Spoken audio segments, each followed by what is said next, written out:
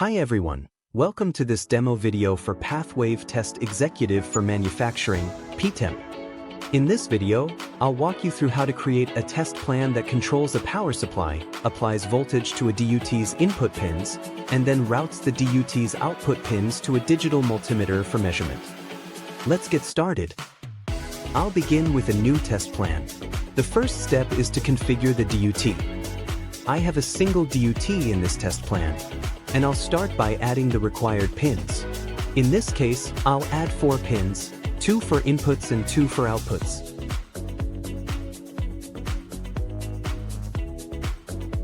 With the pins defined, the next step is to add the instruments. I'll start by adding the power supply. Set the address to the power supply, and we can click on the Refresh Module button to scan the installed modules automatically. After clicking Refresh Modules, the software scans the power supply and detects which modules are installed. For this demo, I'll use module number 2 and remove the unused modules from the list.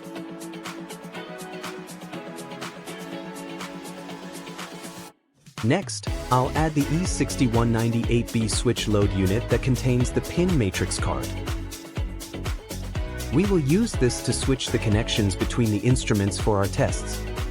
After refreshing the modules, the system shows the instruments installed in the SLU. I'll select the 8782A and remove the rest that are not needed. Finally, I'll add a digital multimeter. For this demo, I'm using the M9183A DMM for the measurements, so let's select this. The M9183A is a PXI-based DMM. We can get its address from the Keysight Connection Expert interface easily. Just copy the resource address and paste it into the resource name entry. Now we're all set. So we've just defined all the instruments that we need in the test plan. The next step is to set up the connections between them with the DUT. This is done using Switch Manager. In Switch Manager, you can find all the instruments and DUT that we added in the bench panel. The first task here is to create a switch path. I'll start by creating a path that connects the DUT to the power supply. I'll bring in the power supply, the switch matrix, along with the DUT and digital multimeter, which will be used later.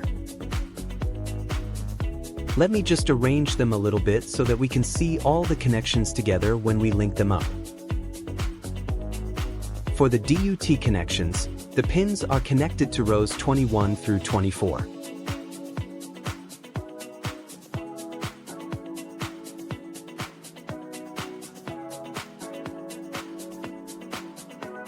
On the power supply side, the high terminal is connected to instrument 10, and the low terminal is connected to instrument 11.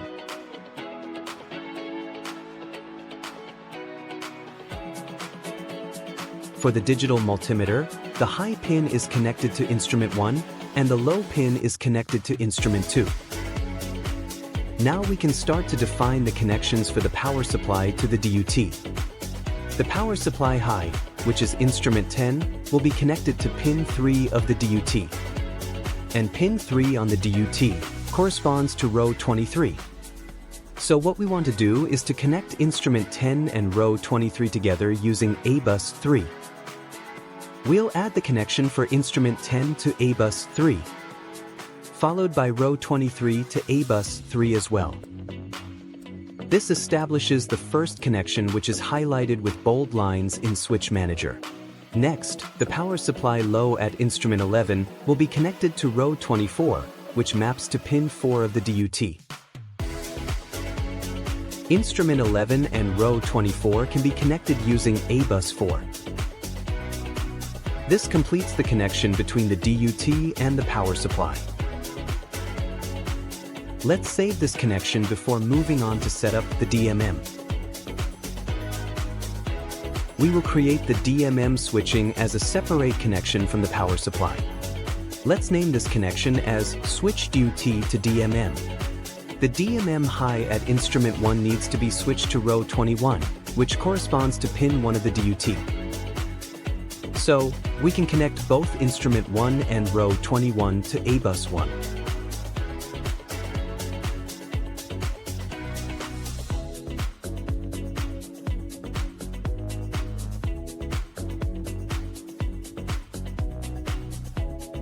For the second connection, we will connect both instrument 2 and row 22 to A bus 2.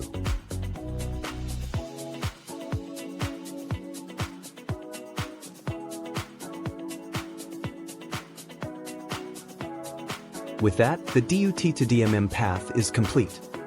Let's save this connection before moving on.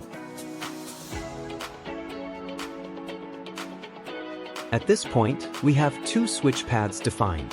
One connecting the DUT to the power supply, and another connecting the DUT to the digital multimeter. Now let's return to the test plan and build the test steps.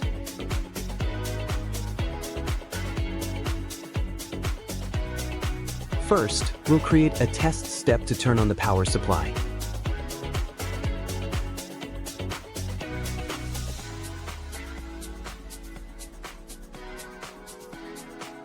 For this step, we will set the output voltage to 3.3 volts with a current limit of 0.5 amps. I'll set the overvoltage protection to 4.0 volts and enable the output. Now we have a power on step, we will also need a power off step as well. We can duplicate the test step and simply change the output state to off. This will give us the power off step that we need.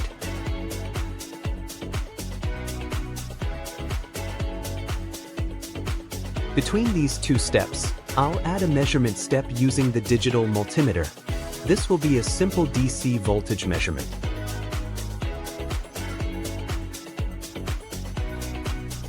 I'll set the accuracy speed to 0 for the fastest measurement and expect a measured value of 3.3 volts. After turning on the power supply, it's usually a good idea to allow some time for the voltage to stabilize. Let's add a short delay of 0.5 seconds before taking the measurement.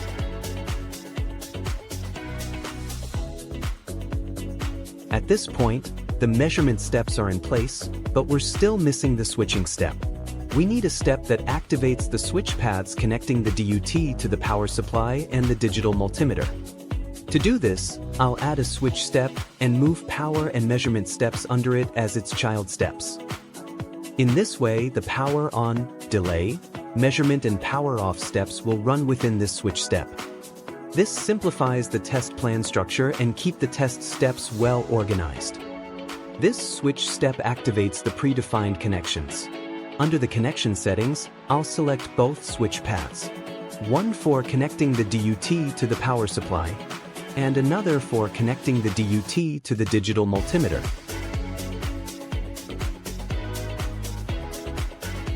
At the setup of the switch step, we will set it to connect the paths, and at the end of the step execution, we will disconnect the paths.